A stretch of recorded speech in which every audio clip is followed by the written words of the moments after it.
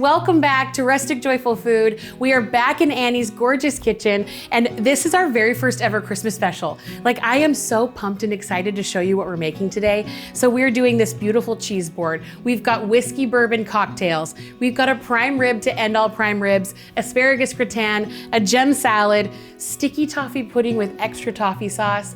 But in all of the Christmas hustle and bustle and all of the chaos, the real gift of the season for me and for many people watching is truly the birth of our Savior, Jesus Christ. And I think you can sum up this entire season's meaning in Isaiah 9:6, where it says, "Unto us a child is given, unto us a Savior is born. We will call him Wonderful, Counselor, Mighty God, Everlasting Father, Prince of Peace." I get a little choked up. We did this earlier and I definitely got teary and had to stop, but it really is the true meaning of the season. We're gonna have a blast today. Thanks for joining us, and a special thank you to Albert Lee Appliance, our sponsor for today's episode.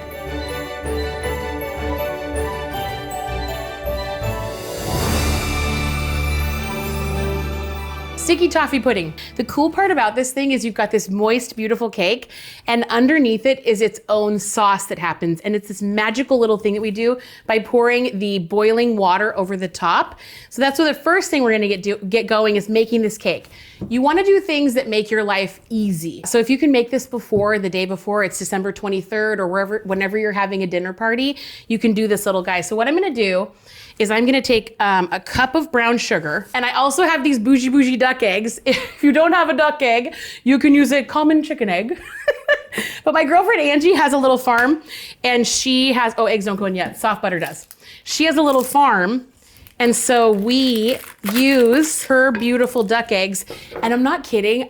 Everybody says, oh, if you use a duck egg, it's a richer, delicious bake. It 100% is. So today is all about being like casual and easy on yourself. And you want to make this so it's nice and light and fluffy. Not lice.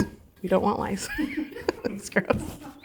But we're going to pretend, because I'm not getting light and fluffy with this guy. But we're going to put in one of the duck eggs at a time. We want 3 of them.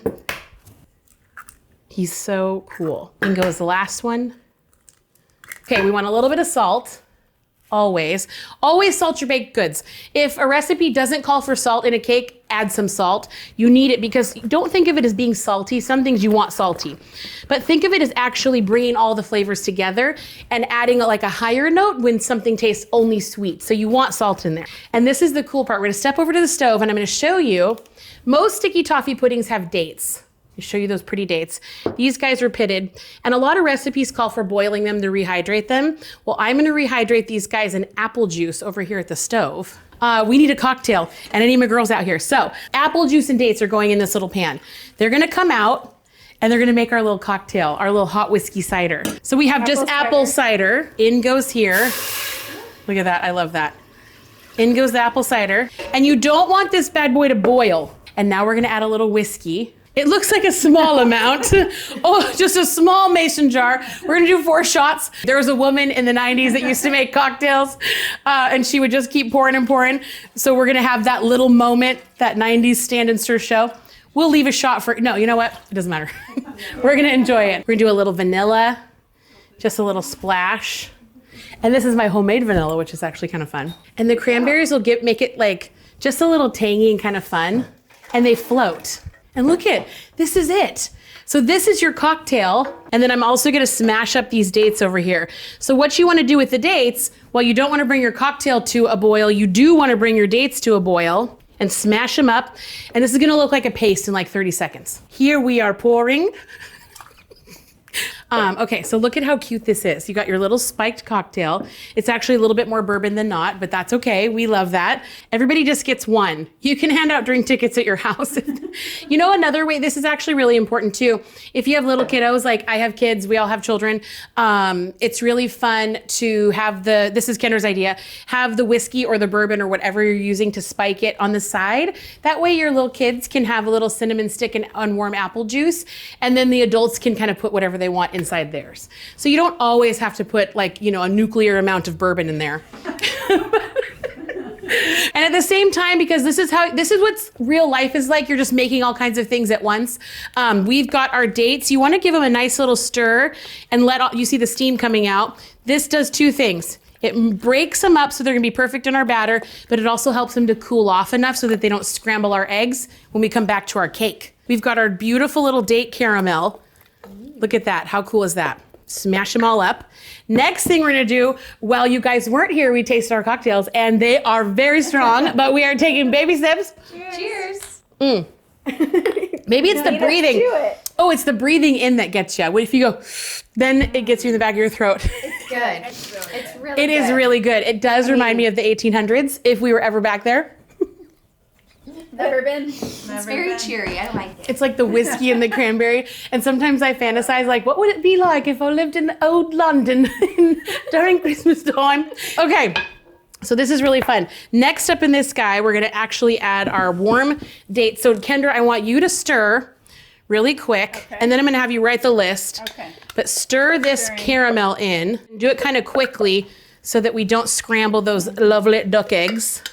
Look at how good this looks. It smells like heaven. And then hand me the cinnamon, Lucy. Okay. And you guys, seriously, if you want to have fun, like invite your friends into your home and make a cake. And if you don't want to do this whole menu, we're going to write them down in just a second. Just pick little pieces out. If you're in charge of dessert somewhere, you have to bring this. You're going to love it. And then in goes the flour. So we have a 1 3/4 cups. You can get the rest of all of the measurements are going to be on the website. And we want a little bit of baking powder and baking soda. Good call. And those are our leaveners. Oh my gosh, this looks so beautiful. So the next thing we're gonna do is we're gonna just pop them in our pan. And then I'm gonna do it awkward. Normally, if I was at home, I would like do it in front of me, but I want you guys to see. This guy is just gonna go in the parchment. You can actually run your parchment paper under water, and then you don't have to hold it. If you don't have two kitchen fairies. If you have two friends, have them do. Give them a job Yes. in the kitchen. We're gonna dot the top with butter, little bits of butter. This is so cool. Here's where the self-saucing pudding comes in. Here's where I keep thinking of the 1800s, the British everything. It's so cute. We broke free, but we still have some of your sweet traditions. And we need more brown sugar, and you're supposed to use boiling water, brown sugar. So grab a little brown sugar. But I think we're just gonna use our boozy cocktail as the water because how fun is that? Why not? So Kendra, go ahead and get a cup of that without cranberries. So you add the brown sugar, and this is Cranberries. oh, it's okay if some end up in there. This is the cool part about a recipe. You have to make it your own. Yeah, do that. Pour it on. Pour it on. Oh. You have to make it your own. Look at this. And the bourbon's gonna bake out. Yes, the bourbon will bake out. So little kids could taste this after you bake them out. They might not like the flavor, but all of the alcohol. That cranberry out. The cranberry can stay. He's actually pretty cute. So this guy goes into the oven for about 25 minutes, no more than 25 minutes. And all of the water and butter sink to the bottom. And so let that guy go for no more than 25 minutes. And so next up, we're gonna clean down. And we're pretending this is like the day before, so your friends come over, you make the cake, which is kind of fun. And then the day of, if you're entertaining, you don't have to do so much. And then you're doing something showy and kind of fun, like making the toffee sauce. Okay, so when I think of appetizers for Christmas, I want it to be the lowest lift. Even if you're using a brie that needs to be baked, sometimes it will get cold. You want a double or a triple cream brie. And then I'm kind of over salami right now. I'm over the meat on a cheese board. So we're actually just doing a really fun special cheese board. Get yourself, I mean, this is gorgeous, but you can find all kinds of fun, like silver plate and silver platters and pewter and fun stuff at antique stores and thrift stores. Go find something secondhand and get a cute little piece of parchment paper, put it over the top of it, and then make your centerpiece this gorgeous big fat wheel of Dauphinois. Oh my gosh, it's beautiful. Let me make sure I'm saying it right. Fromage Dauphinois double cream. This is beautiful. French cheese. And I mean, if you're having 80 people over, have it this big. Or if you're just having your sweet little friends over, roll that one up, pull that guy off, and look it's so pretty, just like this. And then you want to decorate it with things that you have. If you have an herb garden, you can take all kinds of fun fresh herbs and start tucking it around. And I like to take the cheese and cut at least a nice wedge out of the center so people know that they can start really dig in and get into it. I'll turn this guy towards me just a little bit. This is so big and pretty. Pull this out. Look at all, like, I'm sorry, I would trade that for cake any day. It's like the prettiest slice. Turn this towards you, move this guy over just a little bit, and don't be afraid of like positioning or feeling like it's gonna look silly. You get a lot of forgiveness when you start to add fun stuff. Okay, so there goes that little guy. And then think of, like I said, think of the things you have. So we have a pear, we're gonna slice him up, and I like to just take the cheeks off the pear, and he's nice and ripe, and then slice him into cute little slices so everybody can enjoy. And then you can fan this little guy out and start tucking him in, and you wanna tuck him all around, and start tucking the bigger things in like crackers in and amongst the fruit. And then we finish this guy off with honeycomb and spicy jam. Fan some crackers on this side. Put crackers on this side. And then we'll do honeycomb. And I just like to cut the honeycomb first. This is so pretty. And you can get honeycomb at almost every grocery store right now, which is wonderful. You can even order it on Amazon. So you're gonna get little hunks of honey. So I did the cut. And then we're gonna take the pretty pieces of comb like this. And then just start to set them in our pretty piles all over the cheese. And like I said, you don't have to get a wheel of brie this big, but we're just using it for fun. Because why not? And then feel free, use your knife to pop him off of there. And you can tell your guests they can eat the honeycomb. Like, it's delicious. You wanna cut a little X in the pomegranate, and be careful because you will wear this. So put a little apron on, and I don't wanna do the rest of the show with pomegranate all over me. Because what you want is you wanna break it apart over your board. Look at this. I'm doing it all away from me, so we can sort of spill bits and pretty pieces around the board. And then I start to see, oh, I need more herbs over here. So let's grab some more herbs on this side. Kind of make them look a little bit more full. Let's put some more pomegranate over here on this side. And you get the idea, like you just start to tuck and fill this board and make them beautiful with things that you have. And this is all ripe during this time. So it's kind of fun to think about that. And they all sort of mirror and mimic each other. So the honeycomb to me looks like the pomegranate, like all the little arrows, and I think it's really beautiful. But all these things are ripe during this time in this season. Pomegranates are a winter fruit. And then I have my cute little orange over here. And you wanna see the inside, like look how pretty this is. So I'm gonna tuck an orange on this side, and I'm gonna tuck this little guy right in here. So we've got some of the pretty kind of coming up on the cheese. And then I've got this really spicy, lovely jam that we're gonna stir up a little bit and set in the center. And this will always give you a little bit more play if you really work him a little bit. And then we want to have a little bit of goo right here. So then you've got all this kind of fun contrast. You've got the beautiful brie, pomegranate seeds. I'm gonna spill them over into the center. And the more room temperature the brie gets, because it should be served at room temperature, the better. And then I do want a little bit more rosemary to kind of tuck in this side and just keep filling them up. And if you love a little salami, you can absolutely tuck it in. You can do a different type of cheese too to stick with this. I mean, we have just this beautiful little show-stopping brie, so we're gonna leave it at this. But you can do like a coastal cheddar or a blue cheese, but just use the cheese that you love. We'll put a couple of these guys on top too. How cute is that? Use the cheese that you love and do the things that you like to eat. So just modify. Recipes are basically just guidelines. Look how pretty. Oh my gosh, I love it. So that's all she wrote for a cheese board. And you can have this out when everybody gets here with the cocktails. Just start to enjoy while everybody's waiting for what they're waiting for, which is the prime rib. And we're gonna do the asparagus gratin next. Okay, so you might not be able to tell, but we're making these things so quickly and so easily, and that's the entire point. And the next thing we're gonna talk about is prime rib. I feel like prime rib, it just goes with Christmas. It's something that my family makes every single year. I've got this great recipe, and the funny thing about this is it literally takes 2 hours. So I've got right here, this guy's probably 2.5, 3 pounds of our prime rib. It's boneless. You can have your butcher cut the bone off for you. I purchased this with the bone off. I have another 2 to 3 pounds that's already been cooking and doing its whole thing. And the fun part about this is I don't make a rack. We make this gorgeous mustard butter. You smear this bad boy. You crank your oven up to 500 degrees. It's so seasoned and lovely. And then you do that for about 45 minutes. We're going for medium rare. And then you cross your fingers and you pray that it works out. And you can temp him and do all the things with a meat thermometer. Today we did not do that. We're just gonna be surprised when we go ahead and carve it. But let's get going here and do the prime rib. And this is something you can also do in advance. If you wanna do this the day before and then bring it back to temp in the oven, that's absolutely something you can do. I would cook it rare instead of medium rare. But I love anything that's get ahead. I love anything that's hands off. I love like making the butter, then getting them going in the oven. So let's go ahead and start that thing first. And then instead of an actual rack, we're using some carrots and onion. I'm gonna move my little prime rib over here so I have a workstation. And instead of any sort of rack, we're gonna use our vegetables as our rack. And I'm gonna do my half onion, nice and thick. I'm gonna lift our little prime rib up. Oh, put these across. You don't worry about putting any olive oil or anything in there. Get the onions on here too, because there's gonna be plenty of butter and fat in the prime rib. He's gonna hang out right here.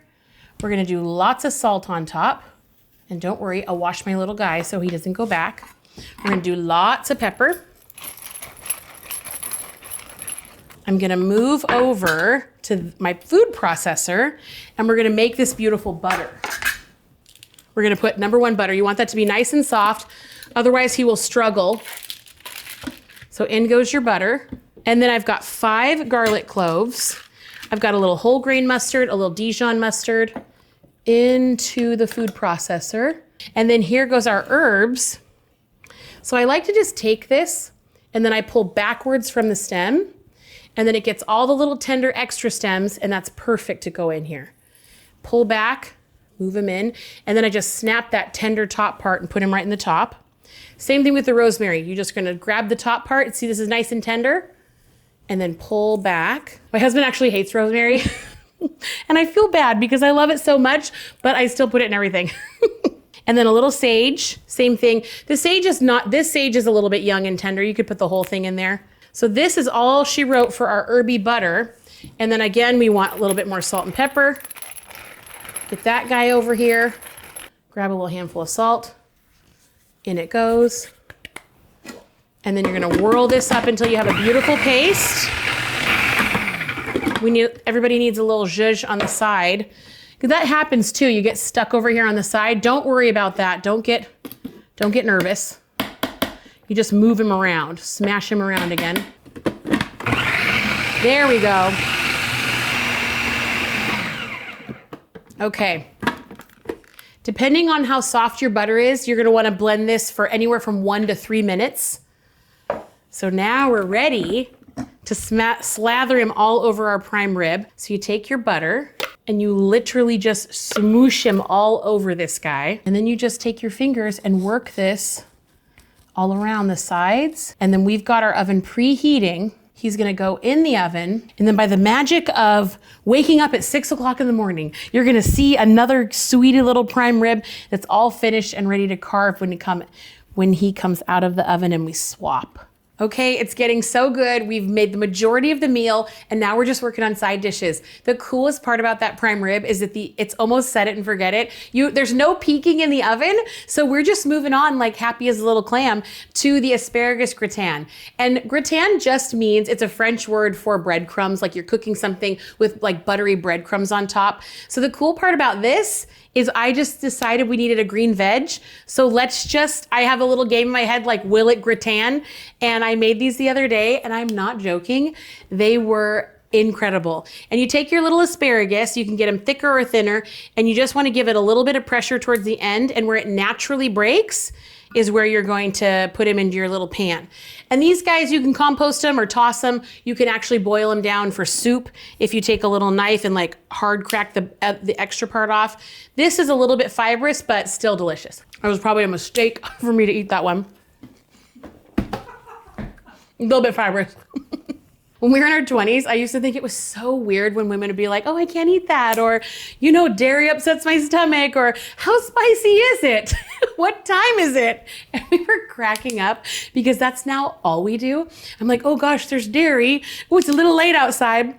8 o'clock for dinner. And we used to like pull all-nighters. We were talking about how Lucy has all the energy in the world and she can like work all day, get a couple hours of sleep, and then come back in and like ready to work in the morning. And we are not like that anymore, but it happens. So if you're not in your 40s, enjoy it. If you're in your 40s, you understand. And this is such a fun one because we're just gonna put a little bit of butter in here. I'll tuck one on one side, tuck one on the other. Lift them up, put one underneath so they'll get nice and melty. And then we're gonna take a little bit of our cheese and kind of sprinkle it throughout. And the cool part is it literally works its way down. Get a little bit of salt all over and garlic. So this is what makes it really special. So I've got some garlic and 1 clove is great. I'm gonna do a little smashing action. Get that bottom piece off. Then peel your garlic. Get all that skin off of there. And we're just gonna slice this up because I actually like to bite into a little garlic. Like, I don't mind, it does not have to be completely minced. So we're gonna thinly slice and you're gonna put the garlic in all over. Sprinkle them all around evenly. I want a little bit more asparagus because it does cook down. You know, you cook a vegetable and you end up needing like a little bit more than you think you do. So tuck in on the sides, a little bit of our heavy cream. Pour this all over the top. And you want a good amount in the bottom because what's gonna happen is it's gonna cook inside the cream. And this is why I launched into the story for the, if dairy upsets you, I'm very sorry. And you see how I've got mismatch going? I've got some of the spears headed this way and some headed this way. That's just because I think it's pretty that way. We're gonna do our breadcrumbs right over the top. And I mean, I'm talking in between this, but this comes together so fast. A little bit more cheese on top, loads of black pepper. Then you want a little drizzle of olive oil over the top because you want those breadcrumbs to get nice and crunchy and crispy. And then this is all she wrote. Like that goes into the oven for 20 minutes. And then we're making a salad and we're eating dinner. You guys, welcome back. We actually just had a little lunch break. This is totally fine. We had a little lunch break and we are nearing the end of our time together, which I've really been enjoying. We're going to make a salad. I feel like you got to have a crunchy, crispy salad to go with every dinner and especially at Christmas time. And I love these little gem lettuces so much. I went to a little farm meetup thing and a lady tried to tell me that a gem lettuce was like a crock. Like, don't buy them. It's just a baby romaine. I'm forever going to be team gem lettuce. Like, look how cute. And we're going to make a wedge salad. And I'm going to do sort of like a green goddess dressing right here. Let's just get this bad boy going. Get the sour cream and mayo going. You can use sour cream. You can use Greek yogurt. I actually prefer Greek yogurt, but I forgot to buy it. And that's what I want you to know about all these meals and what we're doing is that it's not so much about perfect ingredients, and Christmas isn't so much about having the perfect table or the perfect decor or enough money or all these things that we make Christmas about. It's really using what you have. And this has been such a blast, but it's not truly what Christmas is about. But what we do together and making, and no matter what you have, make it and do it to the best of your ability to celebrate the season with your family. So back to the dressing. Use a little bit of buttermilk powder. And let me let you in on a secret. That's what a ranch packet is. So buy one with no chemicals or gunk in it. It's just buttermilk powder and seasonings. So you can use buttermilk powder or you can use a little ranch packet. We're going to do some basil, tuck those bad boys in. One of our little magical garlics. I did this cute little Christmas sale last weekend, and a woman came and brought me garlic that she grew. And I kid you not, it is the most delicious garlic I've ever had in my life, and it peels amazing. And we're going to add a little bit of half and half to thin them out. We want a little bit more black pepper in here. Get them all on the side. I like to keep it in one section so I know how much goes in. Okay, one more. It's looking so good. I put my hand here for splatters. I've been doing this forever. My kids will literally do this too because I'm missing the top that goes in here. Okay. Now you can do two things here. You can leave this just like this, or you can fold blue cheese in. So traditional wedge salads have blue cheese. We're gonna top it with blue cheese, but sometimes I don't like the blue cheese on blue cheese. I like a little bit different flavor profile in the dressing. And look, I just mixed all that extra parm in because why not? And now these little lettuces, I washed them. So what you're gonna do is cut this core part off, cut the little butt end off. And now you can do these two ways. Let the leaves fall off, it doesn't matter. You wanna keep some of that stem core intact because that's gonna help the lettuce stay together. And we're gonna cut these little guys in half and just arrange them. And look at that. You can do it in quarters too. Like if you want your guests to have quarters, let me show you what the quarter looks like. So quarter this one off. If you can't find these where you live, like look how cute that is. If you can't find these where you live, just use romaine hearts. Like every grocery store in America's got a romaine heart. And it was funny, we broke and we had a little lunch together and we were talking about prime rib and Christmas time and people's different traditions. And if you think about it, you think, oh my goodness, prime rib is so expensive. We don't do that, it's too expensive. But the other night, I swung by a teriyaki place and I got 3 orders of teriyaki and like a little thing of gyoza, and it was $70. So teriyaki's delicious, but if you think about what we spent on the prime rib, this portion is a $60 portion, and this feeds 4 to 6 people easy, especially with all of this. Like if you think about it, if you just skip fast food or skip coffee for a little bit, you can absolutely make something really memorable for your family. And then they remember it every single year, like, oh my goodness. Chase, our director, was saying, my mom makes Yorkshire pudding and prime rib every year. So that I thought was really sweet and special. So prime rib, you can totally do it. You sometimes got to look at it a little different. I like these guys to go kind of like every which way. So switch them all around. Okay, it's my dream to have chickens. So one day, if you do have chickens, you can feed this to them. I don't have a chicken. And now comes the assembly part. So we're gonna take our cherry tomatoes and sort of pop these guys in all over the place. You can slice these in half, but whatever. You don't have to be too precious with it because look how cute that is. And now we're gonna layer in with our dressing, and we're just gonna do at least a little bit on each lettuce so that when someone picks their lettuce up, they get their whole little half. There's at least a serving on each one. And it looks a little bit clunky, but we're gonna cover it in bacon. America. Then we want some toasted pecans. Scoot this little cutie over and just break them right over the top.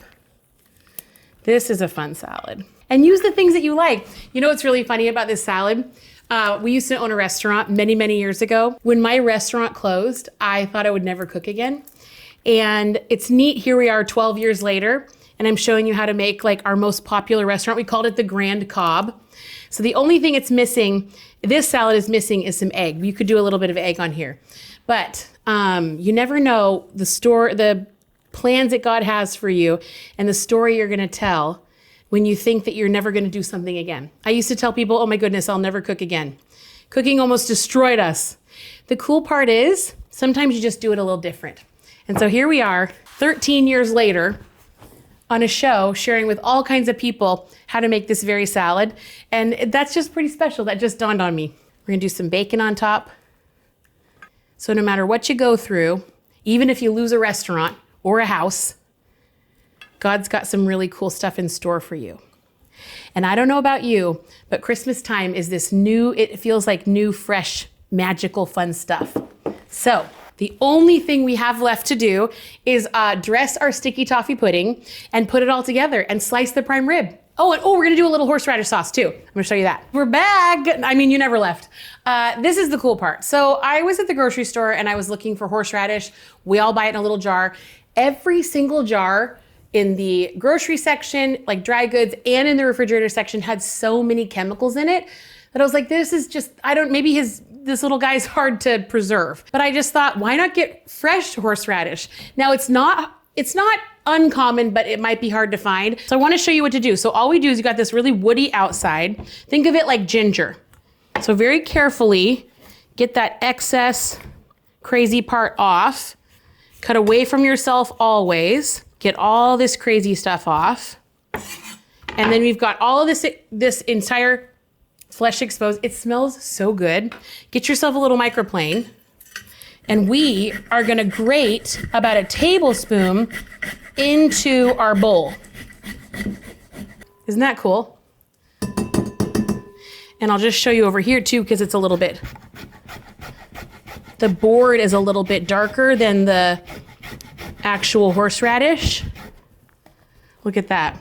And you've got all this pretty, dry, fragrant. I mean, if you love horseradish, this smells so good. So this is all you need for your real horseradish cream. We got sour cream in here. Add that. And I mean, I like this stuff pretty spicy. I like a hot horseradish. So I feel like I'm gonna do just a little bit more. Let's get all of that in there. And then we have to add chives and a little salt and pepper. I wish you could smell this. But go to your grocery store, ask the produce dudes or ladies, get some chives in here. If they have real horseradish root, and it should kind of be over where they put mushrooms and garlic and herbs in the refrigerated section. Ooh, and my fingers kind of like burn. They burn a little bit, so careful of that. But this is it. Again, a little bit of salt, a little bit of pepper, and this is perfect for our prime rib. The next thing we're doing is pulling that prime rib out and slicing it up and dressing our cake. Here it is. It's 2 hours later. Here's our rested, beautiful prime rib. And let me tell you, so this last Christmas I did a prime rib and he was full raw inside while all my guests were like waiting and milling around and they're drinking spiked hot chocolate. My guests are like my family. Everybody comes to my house on Christmas Eve. We were literally just frying hunks of prime rib in a little buttery pan. So do not worry if this guy's over, under, or completely in between. It all works. So what I'm gonna do is I'm gonna slice it right down the center. I'm gonna take a nice cross section to show everybody. Look at it, it's gorgeous. I'm always so excited when something is so perfect. Then what I like to do after I cut this bad boy in half is I like to flip it over this way. This way, everybody gets a little crust. So if you cut your prime rib in half and then start from the outside, you can do really thin pieces or thick pieces, but I wanna make sure that everybody gets some of this gorgeous crust. And then you can take your perfect little rosy pink pieces. Let me lean over here so we can share with our pretty platter. These make awesome sandwiches, perfect leftovers. And I'm not kidding, skip fast food for a couple of times and you're gonna be making yourself a gorgeous prime rib roast. And these bad boys go on sale often. Everything's a hymn to me. So these little guys go on sale so often. You just have to remember, and you can stick it in the freezer. And then everybody gets the crusty deliciousness. This little one we'll keep aside because that's our little chef's treat. Oop. I'm gonna put them over here. It does not have to be perfect. You can also do some of the pan veggies on the side. Kendra, you wanna do the pan veg? We had to microwave it because it started to coagulate a little bit and that's not cute. That's awesome. And you do taste the mustard and the garlic and the fresh herbs. This is perfect. Here we go, here comes Ken. And here comes the veggies that we did, the pan as sort of our little rack. These are a treat. So we're gonna, they're gonna plate themselves right over here. Look at these beautiful drippy, buttery, herby veg. Those look amazing. And then the onion. I love everything with like a little char on it. A little bit of that butter right over the top. Doesn't that look so good? Okay, this is it. This is all sliced. And look at how many slices you get out of that half. This half serves 4 people easy. So I feel like we could even get 8 servings off of this guy, or you can have leftovers for tomorrow and make a skillet or a hash. The final thing we have to do, we're going to make the toffee sauce for the cake, and then that's it. Magically, my stove is on. Okay, the final piece to today. Sticky toffee pudding, yes, it's self-saucing, but we need more toffee sauce. And the cool part about this is we're making a really simple butterscotch, which is basically just dark brown sugar. Use your dark brown sugar and a little half and half or heavy cream. So we're gonna add our cream. You hear that? I love that. All the cream. Make sure we turn him way down. We want him nice and low. This maybe takes 3 minutes. And look at how it's all nice and light. It all comes together, and as that sugar melts, it turns into this gorgeous sauce. And so this is a great like sneaker way to make caramel. If you're making caramel, you can crystallize it and burn it and it's tough and you're making candy. But this toffee sauce with the heavy cream and the brown sugar, this is a trick you're gonna need to keep up your sleeve, not only at Christmas time, but always. This is delicious in coffee. And because we like it a little salty, we're gonna go ahead and salt this dude. Love it. And I like desserts a little on the saltier side. I like sweets that are not super sweet, but I mean, you can kind of do this to your preference. But listen, when you're stirring it, you're listening for grit. And this is so smooth and pretty. Look at this. Lift him up. And it happens that fast. I can't wait to douse our sticky toffee pudding in this. Okay, you guys, this is the part that I love. So last night, true story, I actually baked this sticky toffee pudding and I want to turn it out. I was talking to Kendra, she was texting me like, vibe check, how you feeling? I'm like, I feel good, I feel good. And now I'm gonna just unwrap it. Look at this, look at all this beautiful goo. But we need more goo, no joke. So let's go get our toffee sauce. And I like to just move our little spoon around because this is truly like a little spoon pudding. It's a cake, but it feels like a pudding too. I'm gonna do these cute little indents with my spoon all over the cake. And number one, I think it looks pretty, but you know what it's gonna do? It's gonna let all that hot sauce get right down into the center. And you can smell the sweetness from the apples too, which is kind of fun. So look at, we've got all of our indent. And now I'm gonna grab my toffee sauce and this is gonna go all over top. Look at this. It smells like heaven. And you can see the steam going with just all of it. Why not? All of it. It is Christmas. This is a Christmas pudding. I'm not joking. I wish in my head, like I can hear, it's a Christmas miracle, like all over here. It's so exciting. Okay, so this goes away. And then we take a little bit of our heavy cream. And I do this not because you need it, but it is Christmas, but I just love the way that the cream looks when we put it all over the top. And then you can go ahead and keep some of that cream out. Then when your guests scoop up their pudding, they can get a little edge piece like this and set them on our pretty plate. And we'll get a little extra sauce, pour them all over the top. And look at that. That's all she wrote. Thank you guys for joining me. We had such a good time today. My girlfriends were here. We made this beautiful sticky toffee pudding. We did a cheese board to end all cheese boards. I mean, this is the largest, most decadent wheel of brie I've ever seen. This gem lettuce wedge salad is next level, and a sweet story about our restaurant. And then a prime rib to end all prime ribs. Only 2 hours. I mean, literally. And we've got homemade horseradish with a real horseradish root and an asparagus gratin with a cheesy, gorgeous little crust. You guys, this is Christmas dinner. You can serve this to anybody that you love. Thank you for joining me. A big thank you to our sponsor, Albert Lee Appliance. If you're in the market for a new appliance, definitely look them up. You guys, until next time, have a very merry and safe Christmas.